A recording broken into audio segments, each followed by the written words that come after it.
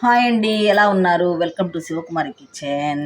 ఈరోజు తోటకూర పెసరపప్పుతోటి కూర తయారు చేయబోతున్నా అండి. ఈ పెసరపప్పుతో తోటకూర చేసుకున్నామంటే చాలా చాలా బాగుంటుంది. ఇలా ట్రై చేసి చూడండి ఒకసారి. ఇప్పుడు నేను ఈ పెసరపప్పుతోటి ఎలా తయారు చేసుకోవాలో చూపిస్తానండి. ముందుగా మనము ఈ పెసరపప్పుని ఒక పావు గంట నీళ్ళల్లో వేసి నానబెట్టుకోవాలి. నేను అలాగే దీన్ని నానబెట్టానండి. ఒక 10 నిమిషాలు 15 నిమిషాలు నానబెట్టాను పెసరపప్పుని. పొట్టు లేకుండా చాయ్ పప్పు ఉంటుంది కదా, ఆ పప్పుని నానబెట్టాను. ఇప్పుడు తోటకూర తీసుకున్నాను. ఈ తోటకూరని చక్కగా కడిగి 2-3 సార్లు కడిగి చక్కగా మనము కట్ చేసి పెట్టుకోవాలి. చూడండి, నేను తీసుకున్న తోటకూరని చక్కగా సన్నగా కట్ చేసి పెట్టాను.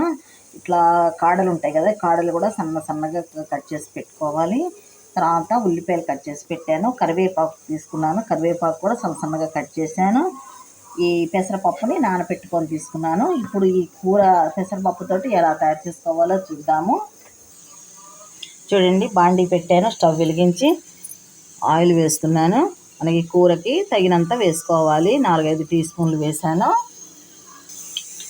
రెండు ఆయిల్ వేసాను కదా, పోపు గింజలు వేసాను. ఈ పోపు గింజలు చక్కగా చిటపటలాడుతూ వేగాలి.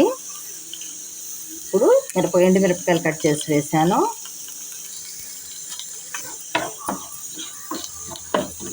చక్కగా ఫ్రై చేసుకోవాలి వీటిని. ఇప్పుడు ఉల్లిపాయ ముక్కలు వేస్తున్నాను, కట్ చేసి వేసుకున్నా. కరివేపాకు వేస్తున్నాను. ఇప్పుడు అటు ఇటు తిప్పుకుంటూ చక్కగా ఫ్రై చేసుకోవాలి. చూడండి, వీటిని కూడా చక్కగా ఫ్రై చేసుకున్నాను. ఇప్పుడు నానబెట్టుకున్న పెసరపప్పు వేసుకోవాలి.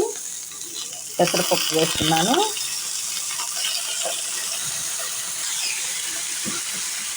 ఈ పెసరపప్పు వేసిన తర్వాత కూడా కాస్త వేయించుకోవాలన్నమాట. కాస్త మగ్గించుకోవాలి పెసరపప్పుని. మనము పచ్చి పెసరపప్పు తీసుకున్నాం కదా, ఈ పోపులో కొంచెం మగ్గించుకోవాలి. చూడండి, కాస్త పసుపు వేసాను. అలాగే కొంచెం ఇంగువ వేస్తున్నాను.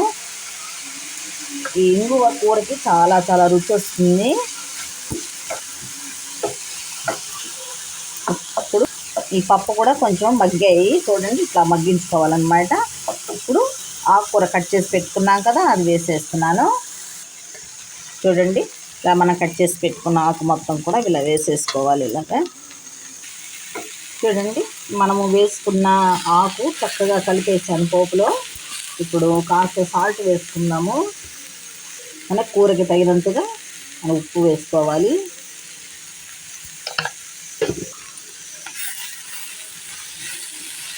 ఈ ఉప్పు కూడా అంతా కలిసేలాగా పెట్టుకుంటున్నాను. చూడండి,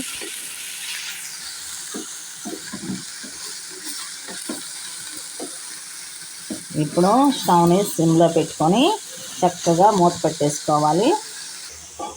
2 నిమిషాలు మూత పెట్టుకుందామండి. చూడండి, మనము వేసుకున్న కూర ఎలా ఉందో చూద్దాము. చూడండి, చక్కగా మగ్గిపోయింది. మనము మధ్యలో 1-2 సార్లు కొంచెం అడుగు అంటకుండా తిప్పుకోవాలి. కాస్త అటు ఇటు తిప్పుకోవాలి. పప్పులు కదా, అంటుకుపోతాయి. కాస్త అటు ఇటు తిప్పుకున్నాను. చక్కగా మగ్గిపోయింది. చూడండి, దీనికి తగినంత కారం వేస్తున్నాను. అయిపోయిందండి తోటకూర పెసరపప్పు. చాలా చాలా టేస్ట్గా ఉంటుంది. చూడండి, పెసరపప్పుతో తోటకూర ఇగురు రెడీ అయ్యిందండి. చాలా చాలా టేస్ట్గా ఉంటుంది. ఈ పెసరపప్పు మనకి చక్కగా నోటికి తగులుతూ చాలా చాలా టేస్ట్గా ఉంటుంది. పిల్లలైనా పెద్దలైనా చక్కగా ఇష్టపడతారు. ట్రై చేయండి మీరు కూడా.